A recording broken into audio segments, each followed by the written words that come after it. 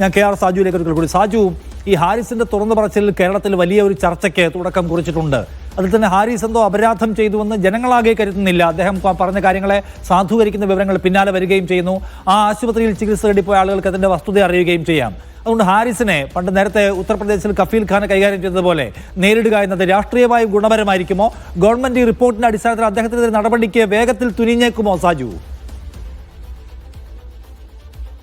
സർക്കാർ ഹാരിസിനെതിരെ വേഗത്തിൽ ഒരു നടപടിക്ക് തുനിയുമെന്ന് ഞാൻ ഈ ഘട്ടത്തിലും പ്രതീക്ഷിക്കുന്നില്ല. കാരണം ഹാരിസ് സത്യസന്ധനാണ് എന്നതടക്കമുള്ള പരാമർശങ്ങൾ നടത്തിയത് സംസ്ഥാനത്തിന്റെ ആരോഗ്യമന്ത്രി വീണ ജോർജാണ്. ആദ്യം അവർ എടുത്ത നിലപാടിൽ നിന്ന് തൊട്ടടുത്ത ദിവസം പിന്നാക്കം പോവുകയും ഹാരിസിനെ ചേർത്ത് നിർത്തുന്നതും നമ്മൾ കണ്ടതാണ്. മാത്രമല്ല, ഹാരിസ് പറഞ്ഞ കാര്യങ്ങൾ ശരിയാണ് എന്ന് ആരോഗ്യവകുപ്പിലെ ഉദ്യോഗസ്ഥർ, അതുപോലെ തന്നെ തിരുവനന്തപുരം മെഡിക്കൽ കോളേജിലെ ഡോക്ടർമാർ അടക്കമുള്ളവർ സാക്ഷ്യപ്പെടുത്തുകയും ചെയ്യുന്ന ഘട്ടങ്ങളുണ്ട്. പല വകുപ്പുകളിലും സമാനമായ കാര്യങ്ങൾ നേരിടുന്നു എന്ന് വിശദീകരിക്കപ്പെട്ടതാണ്.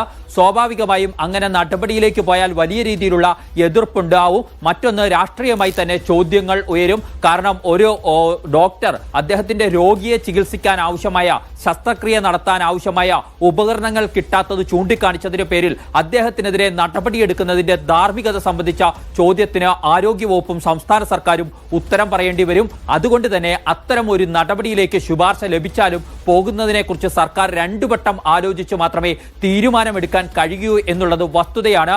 മാത്രമല്ല, ഹാരിസിനുണ്ടായ പിന്തുണ സാധാരണഗതിയിൽ നമ്മൾ ഇത്തരം വിവാദങ്ങൾ ഉണ്ടാകുമ്പോൾ അത് സർക്കാരിന്റെ പ്രതിച്ഛായയെ കളങ്കപ്പെടുത്താനാണ് എന്ന പേരിൽ അദ്ദേഹത്തിനെതിരെ അങ്ങനെ ഉന്നയിക്കുന്നവർക്കെതിരെ സൈബർ ആക്രമണങ്ങളും മറ്റും ഉണ്ടാകുന്നതാണ് നമ്മൾ സർക്കാരിനെ പിന്തുണയ്ക്കുന്ന ഭാഗങ്ങളിൽ നിന്ന് കണ്ടിട്ടുള്ളത്. പക്ഷേ ഹാരിസിന്റെ രാഷ്ട്രീയം കൂടി ആയിരിക്കും അത്തരത്തിലുള്ള സൈബർ ആക്രമണത്തിന് പകരം ഹാരിസിനെ ചേർത്ത് നിർത്തുകയായിരുന്നു ഭൂരിഭാഗം ഇടതു പ്രൊഫൈലുകളും മറ്റും ചെയ്തത്. അത്തരം ചെയ്ത നീക്കത്തിൽ നിന്നും ഇപ്പോൾ സർക്കാരിന് പിന്നാക്കം പോകാൻ കഴിയുമോ? രാഷ്ട്രീയമായി പല വിധത്തിലുള്ള ചോദ്യങ്ങൾക്കും ഉത്തരങ്ങൾ സംസ്ഥാന സർക്കാരിന് അങ്ങനെ ഒരു നടപടിയിലേക്ക് പോയാൽ കേൾക്കേണ്ടി വരും. നേരത്തെ നിഷാദ് ചോദിച്ചതുപോലെ തന്നെ UP-യിൽ കഫീൽ ഖാൻ ഉണ്ടായ അനുഭവം കേരളത്തിലെ ഇടതുമുന്നണി സർക്കാർ സൃഷ്ടിക്കുകയാണോ എന്ന ചോദ്യത്തിനൊക്കെ രാഷ്ട്രീയമായി കൂടി ഉത്തരം പറയേണ്ടി വരും. അതിനാൽ തന്നെ ഹാരിസിന്റെ ഭാഗത്തു നിന്നുള്ള സർവീസ് ചട്ടലംഘനം ഫേസ്ബുക്കിൽ പോസ്റ്റ് ഇട്ടത് ചൂണ്ടിക്കാണിച്ചുകൊണ്ട് ഏതെങ്കിലും അർത്ഥത്തിലുള്ള കടുത്ത നടപടികളിലേക്ക് എന്തായാലും സംസ്ഥാന സർക്കാരിന് ഈ ഘട്ടത്തിൽ പോകാൻ കഴിയില്ല.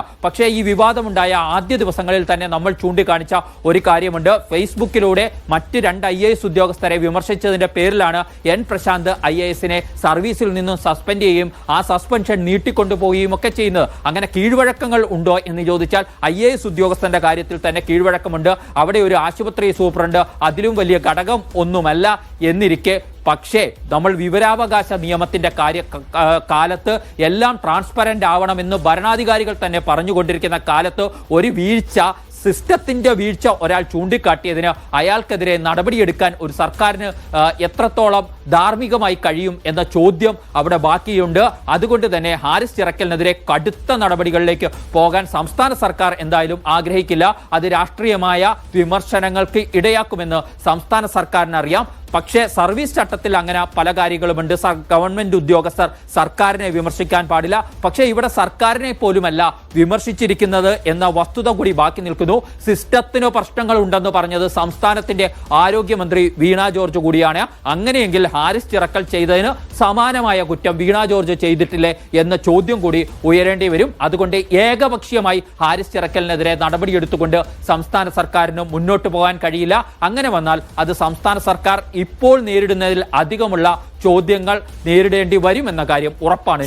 അത് വളരെ പ്രധാനപ്പെട്ട കാര്യമാണ്. ഹാരിസ് ചിറക്കലിനെതിരെ കർശന നടപടി എടുത്തു പോകാൻ സർക്കാരിന് കഴിയാത്ത വിധം സർക്കാരിന്റെ ഭാഗത്തും പ്രശ്നങ്ങളുണ്ടെന്ന് ജനം മനസ്സിലാക്കിയിരിക്കുന്നു. നമ്മുടെ ആരോഗ്യ മേഖലയിൽ പലയിടത്തായി പ്രശ്നങ്ങളുണ്ട്. അതൊരാൾ തുറന്നു പറയുന്നു. ആ ഡോക്ടറുടെ പശ്ചാത്തലം സംബന്ധിച്ച് സർക്കാർ തന്നെ സർട്ടിഫൈ ചെയ്യുന്നു അയാൾ മികച്ച ഡോക്ടറാണെന്ന്. അപ്പോൾ പിന്നെ ഈ നടപടിക്ക് ആധാരം എന്തെന്ന് ജനം ചോദിച്ചാൽ ധാർമ്മികമായി അവിടെ പറഞ്ഞു നിൽക്കാൻ കഴിയാത്ത പ്രതിസന്ധിയിലേക്ക് സർക്കാർ എത്തും. ഈ തെരഞ്ഞെടുപ്പ് വർഷത്തിൽ സർക്കാരിന് അത്തരം ഒരു വലിയ ഒരു ഭാരം എടുത്തു വയ്ക്കാൻ പ്രയാസമായിരിക്കും എന്നാണ് സാജു നിരീക്ഷിക്കുന്നത്.